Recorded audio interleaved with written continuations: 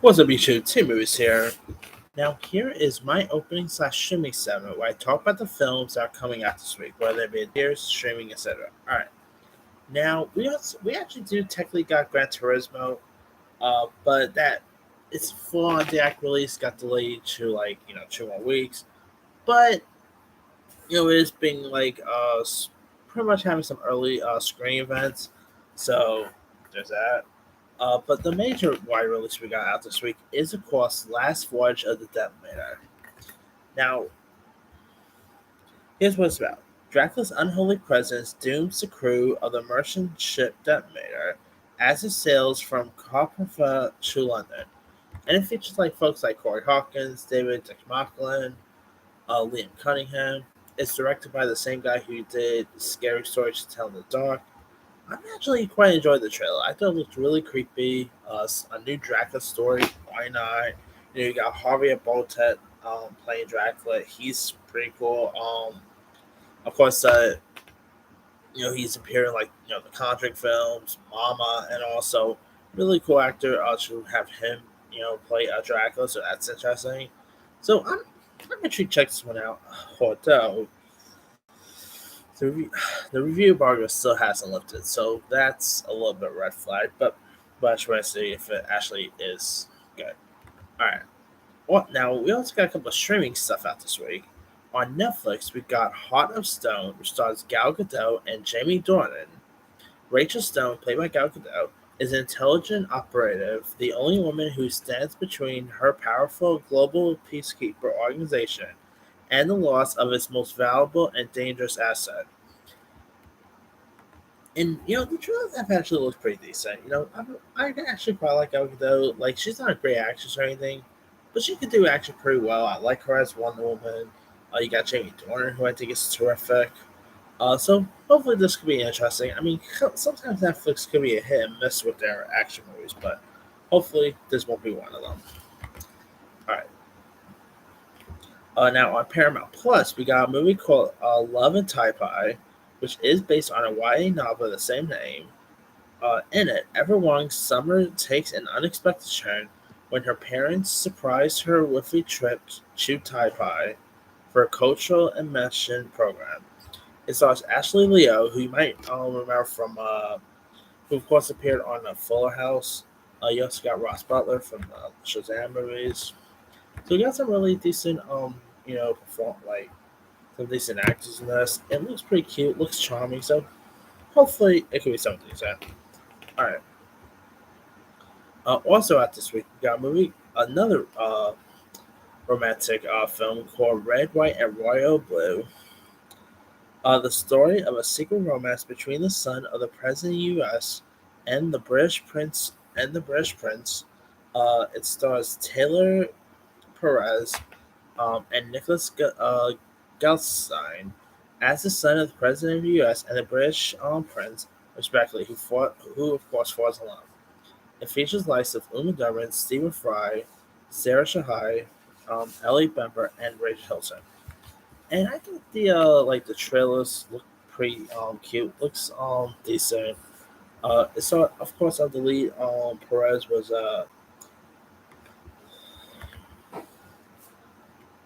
well, I believe it was in Love Simon, if I'm not mistaken, or Show of the Boys movies. Definitely looks a little familiar there.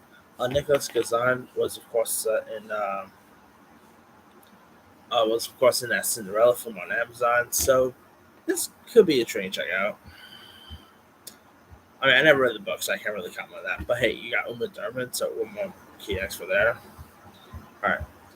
Um, Now other stuff out this week, we got the Pod Generation, starring Emilia Clarke and Chiwetel Ejiofor.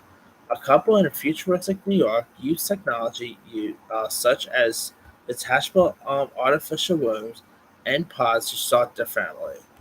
And the trailer for this looks pretty intriguing. I mean, although Emilia Clarke maybe has not been having a great career lately after Game of Thrones, especially after Secret Invasion.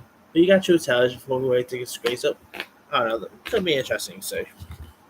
All right. Also out, we got a sci-fi comedy called Jules.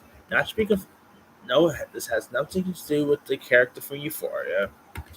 Now in Jules, A man's quiet life gets upended when a UFO crashes in his backyard in rural Pennsylvania.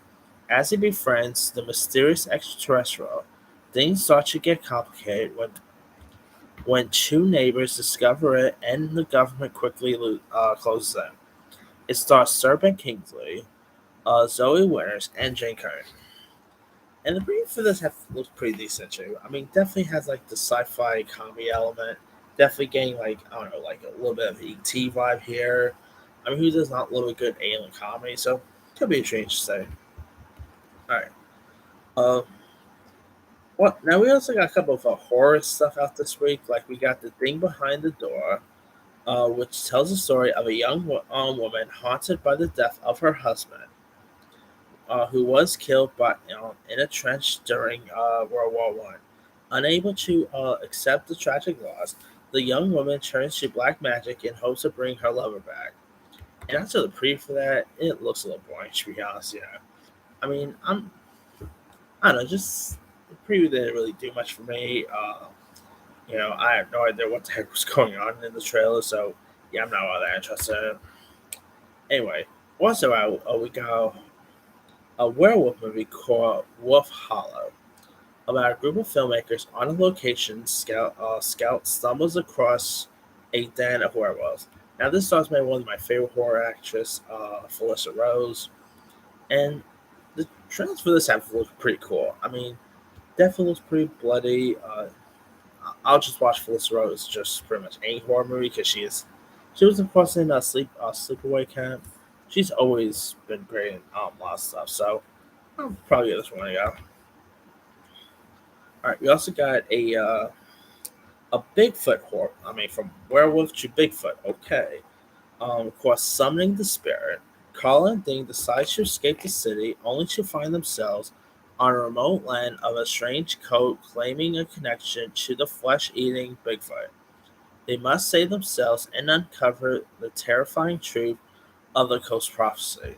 And this looks, I'm sorry, this looks terrible. I mean, I love a good Bigfoot film, but yeah, this is definitely not one I'm interested in. All right. We also got an H.4 horror movie called Medusa Deluxe, a murder mystery set in a competitive hairdressing contest. Extra veggies and exes collide as the death of a contestant sows seeds of division in a community whose passion for hair verges on obsession. And the preview for this looks pretty creepy. I mean, H.4 of course has some could be a hit miss with their horror. To me, they're a miss with like stuff like Bo is Afraid. I'm not a fan of The Witch, but most recently we just had Talk to Me. Midsummer is pretty good. Hereditary. So hopefully this could be interesting. See, all right. Uh, Other stuff out this week. We got a movie called Traitor. A manipulative sociopath armed with a dangerously ambitious spirit. Her wits and her infinity for snorting wasabi voyages into the high-intensity game of market day trading and wages war against the financial world. When she stumbles upon news of a monumental pharmaceutical trade, she risks everything to complete her ultimate success story, no matter the cost.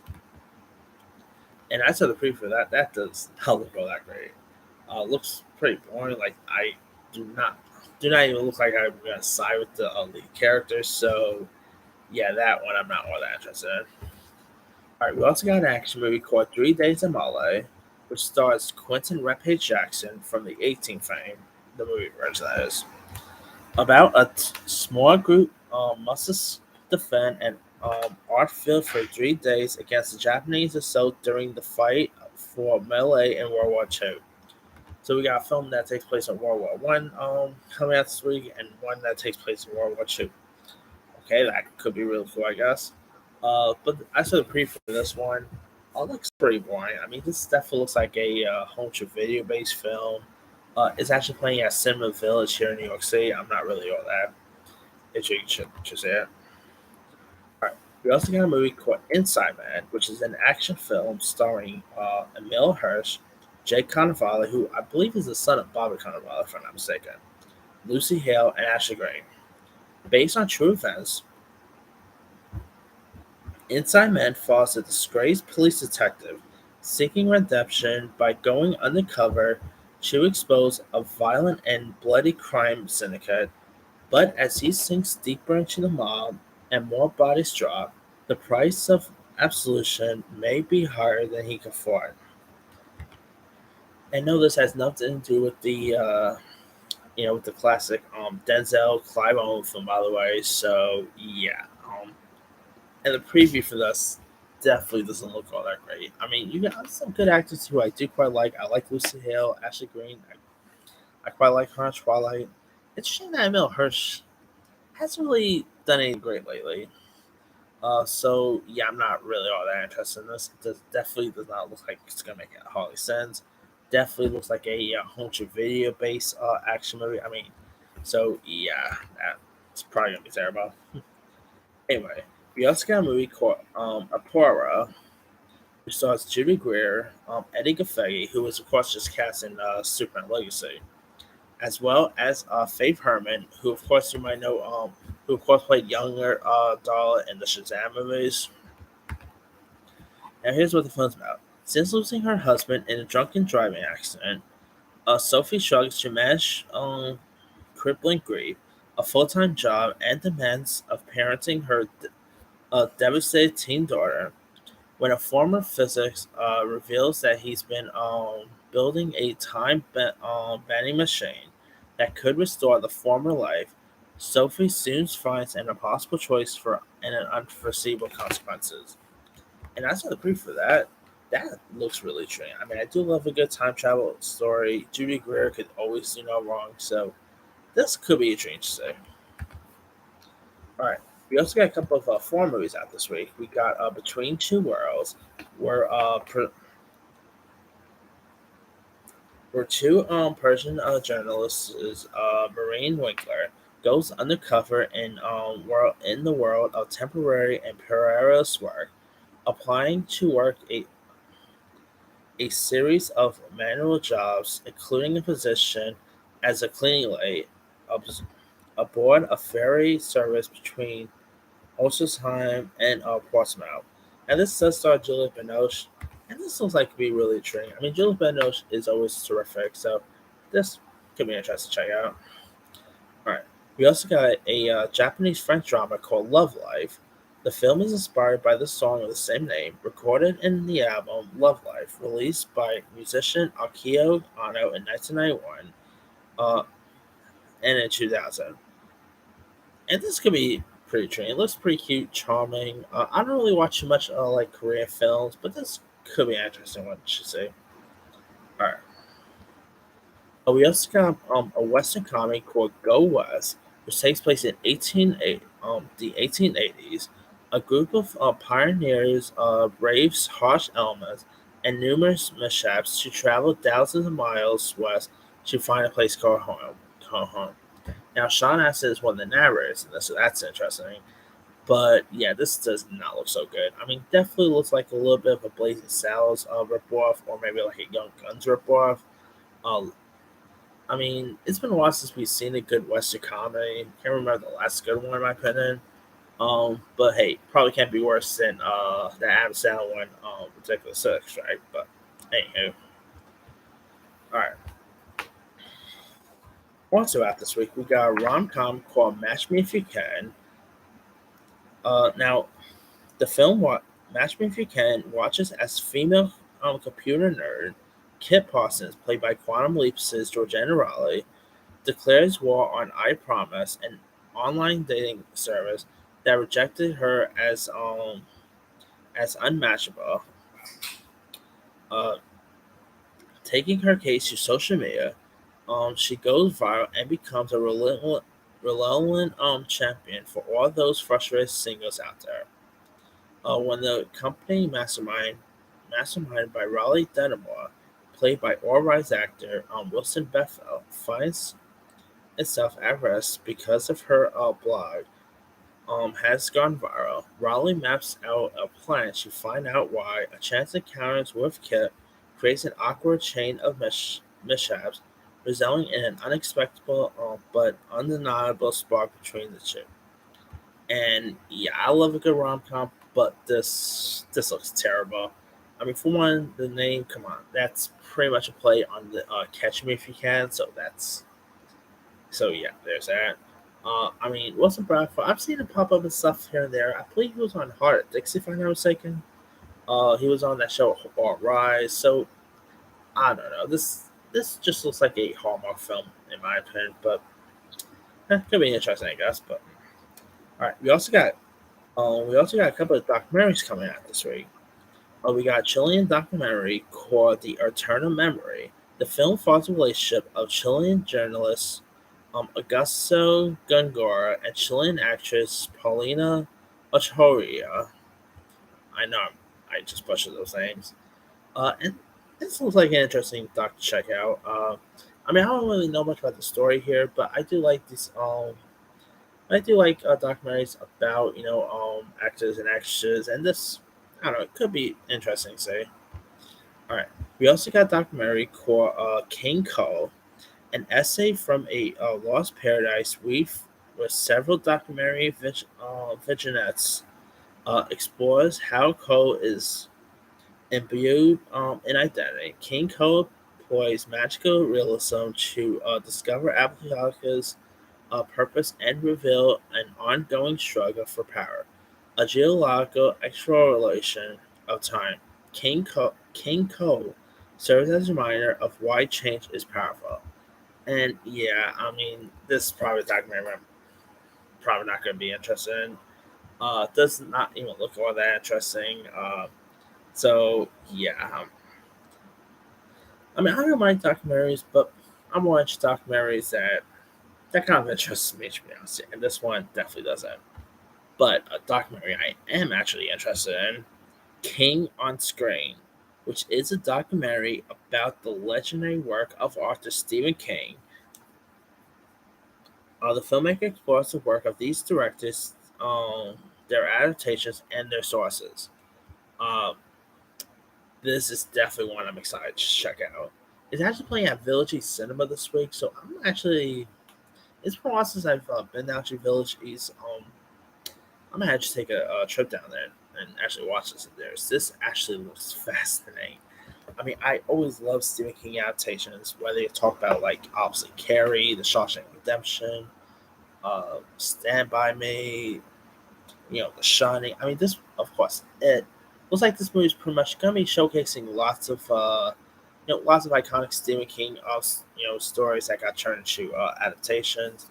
It's supposed to have like interviews with lots of directors and actors who of course are associated with Stephen King stuff. Like there's interviews by the director of Cujo, the director Frank Darabont, who of course directed Shawshank Redemption. Amy Irving from Carrie is supposed to be interviewed here. So this is definitely one I'm really fascinated to check out. So hopefully this could be really cool. Now these are the type of documentaries I'm more into. So yeah. Anyway, now on the TV side, we got something called Untold Volume 3 coming to Netflix, which I've never really even seen the first two seasons. We got Zombieverse, which is pretty much a like a reality show that takes place in South Korea, where like these contestants are trying to face off against the undead. So yeah, I guess it's like survival Walking Dead edition, mixed with maybe like Squid Game or something. So I don't know, could be cool, I guess. But all right, we also got Seven Deadly Sins, Grunge of Edinburgh, Volume 2, which comes to Netflix. Of course, this is the anime series, which I've never really seen, yes. But Seven Deadly Sins definitely has its fans. I mean, my bro is one of them, so could be cool, I guess. All right, we also got Only Murders in the Building, Season 3, of course, with Steve Martin, Mara Short, Selena Gomez, Meryl Streep's in this, Paul Rudd's in the new season. I'm looking forward to check out where they're going to take this. Of course, I just saw the first two seasons, which I know was really excellent. So I'm looking forward to see where they're going to take the next couple of seasons too, especially after the cliffhanger of season 2. So yeah, I'm really fascinated with with the next few episodes. So should be cool. All right. We also got Strange Planets coming to Apple. A look at a distant world where blue beings explore the absurdity of everyday human tradition. So I'm guessing this is pretty much going to be like Apple's version of Soul Opposites. I'm definitely getting a bit of that vibe here. Looks pretty funny. I mean, who does not love like raunchy anime humor? So could be interesting to see. All right, we also got High School Musical, the musical series, the fourth and final season, which I've actually checked out. Like, pretty much finished up a couple of episodes. Not a bad season. Like, not a bad season so far. Of course, we don't got Olivia Rodrigo coming in because obviously she's a little more popular now than she was when the first three seasons premiered. So, and of course, like some of the original cast members of High School Musical, like Corbin Blue, Lucas Grabel, is supposed to be appearing.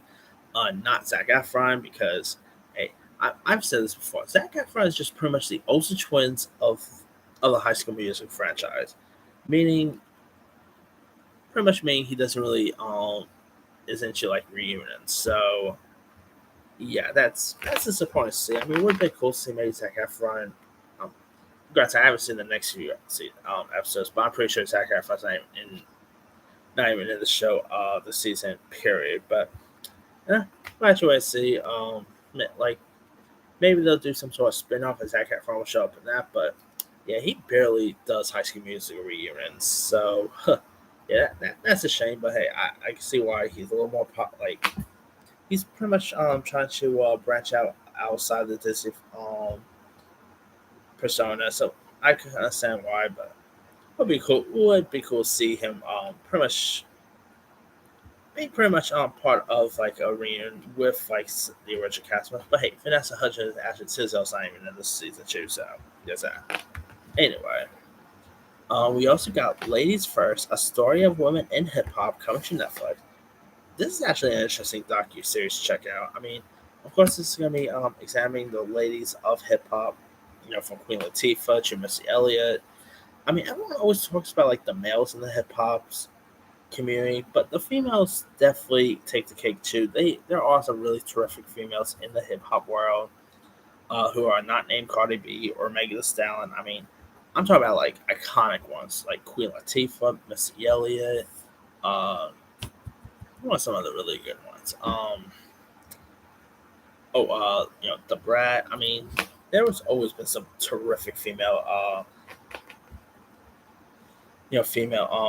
artists in the hip hop world, and this could be interesting to check to see. So anyway, uh, last but not least, we got Painkiller coming to Netflix, which is the origins of the opioid crisis in the U.S. as seen through the eyes of perpetrators, victims, and truth seekers. It features the likes of Matthew Broderick, Uzo Duba, and Taylor Kitsch, and the previews for this look pretty decent. I mean, what is it with the opioid crisis? Like, we're seeing we're seeing lots of stuff featuring the opioid crisis. Like there was that recent Gary Oldman and Armie Hammer movie called Crisis, which was terrible. There was that Hulu series Dope Sick with Michael Keaton, and now this. I mean, yeah, like this, like they're really doing a lot of interesting stories with the whole opioid crisis. But this could be intriguing to see. I mean, I like Matthew Broderick, who nice year for him. First, No Hard Feelings, and now this. Could we be seeing a Matthew Broderick comeback? I mean, Matthew Broderick has always been awesome. Whether you talk about Ferris Bueller, The Lion King, uh, Election, the producers, Matt Broderick is pretty much a legend. So look forward to see him in this. Looks very different though, like definitely a very different role of his. But we'll actually want to see how this one shapes up. But let me let you guys. Which of these are you interested in? Are you interested in The Last Voyage of Deadmere? Are you interested in Painkillers, The Return of Only Murders in the Building, or High School Musical the series? Drop comments below. Don't forget to like, subscribe, hit that bell for notification. This is Henry signing.